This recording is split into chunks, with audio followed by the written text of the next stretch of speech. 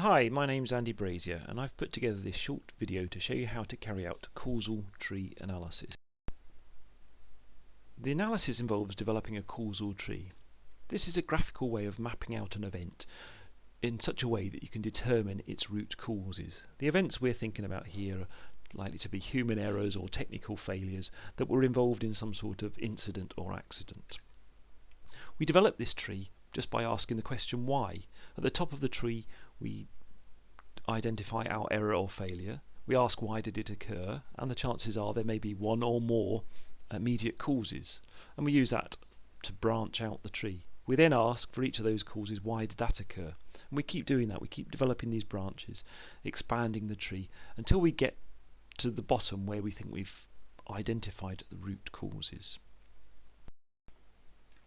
Causal tree analysis is not intended as an investigation tool. It doesn't help you collect data, it doesn't help you map out sequences of events. But having conducted your investigation, and if you can identify there were some critical human errors or technical failures that started a sequences of events or contributed in some way, it's then very useful to explain why they occurred.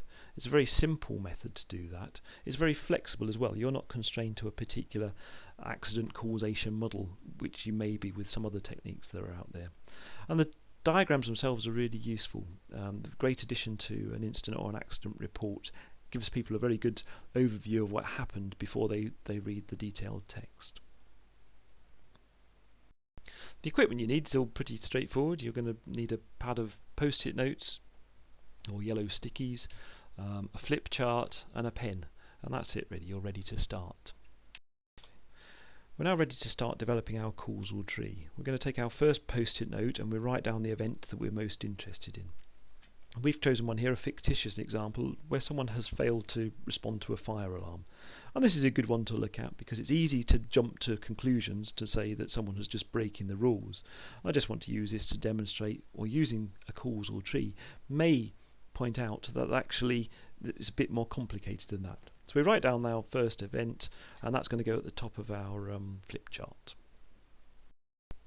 Okay, what we do now is ask ourselves why. Why did that person not respond to the fire alarm? And our answer is going to be used to map out the tree. Look at the first one.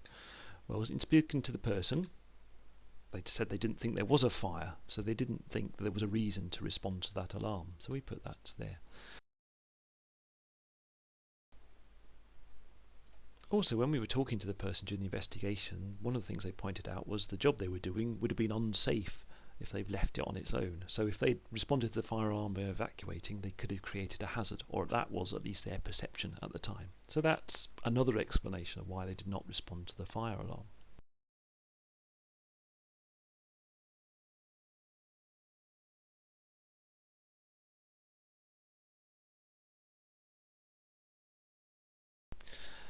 So now we've identified our immediate causes, we now look at developing the tree further. And it's the same question, why did those situations occur?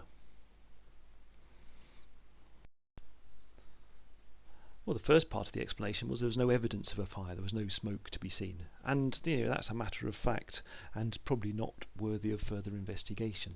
But also, what's come to light is there's been frequent false alarms. Whenever the alarm's gone off in the past, it's been false. And so this person has assumed that will be the case again. So we can ask ourselves there the question, why? Why have we had lots of false alarms? And we may get the explanation, well, actually the system is not suitable for the situation it's being used. And although people have complained about the problem, nothing's ever been done. Those complaints have been ignored. So there's two explanations there about the false alarms. And again, we ask ourselves, why have they occurred? Well, the system not being suitable, we've come back, well, actually it was designed badly originally. We've not got the right sort of alarm system in place. And we'd probably say, well, actually that's probably the root cause. We've got down to a fundamental failure there in our organisation, and it's to do with the design. Let's look at why a complaint's being ignored. Well, why is that? Managers are not taking them seriously. Maybe then, again, we've got to something there that was quite fundamental within the organisation. The management's attitude to information they're being provided is poor, and the result is that the problems with the alarm system haven't been addressed, and this has contributed to this event, the situation where someone has ignored the fire alarm. Okay, that's that side of the tree, probably complete as far as we want to go. So now we look at the other side of the tree. Why was it difficult to leave the job in a safe state? So we may find, well, actually the equipment that was being used didn't have an emergency stop button on it.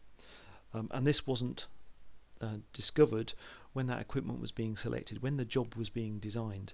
Maybe everyone's looked at it, yes, it can do the task, but no one's ever asked, well, what are we going to do if the fire alarm goes off? If you look at why was there no emergency stop, well, that appears to be a design failure, and that's a root cause. And it's interesting that that's the second problem with design we've identified in this analysis.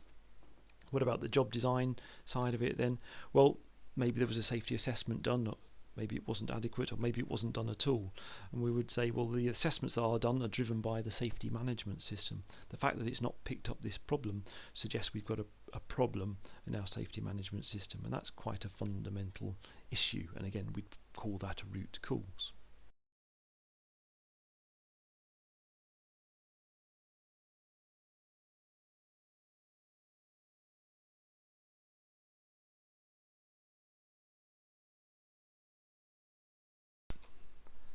The beauty is we can always add more branches to this tree. So in this case, that's what we've got so far. And someone says, well, actually during the investigation, the person involved did say, well, they did fear a reprimand if they did stop the job and evacuate.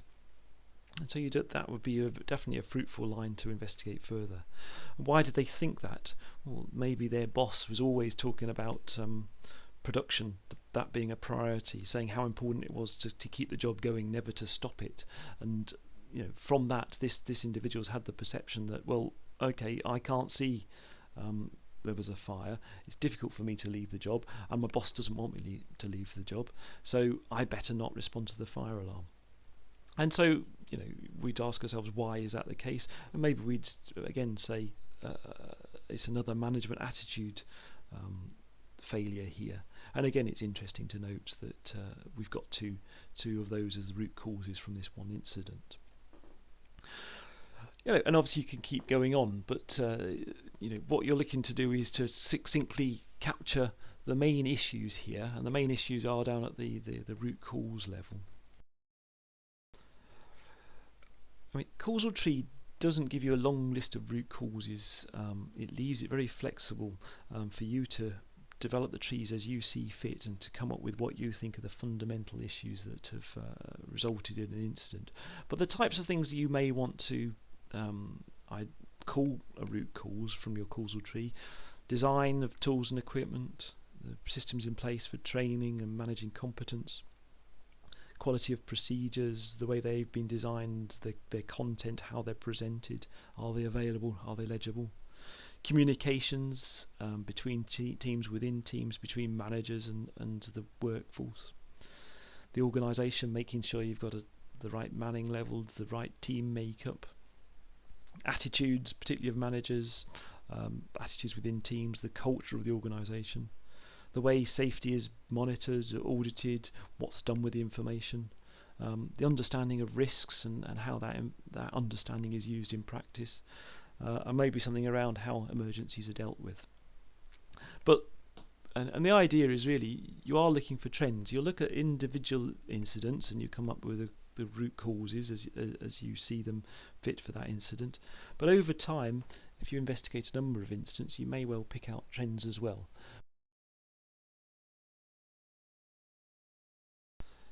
So that's the end of this video now.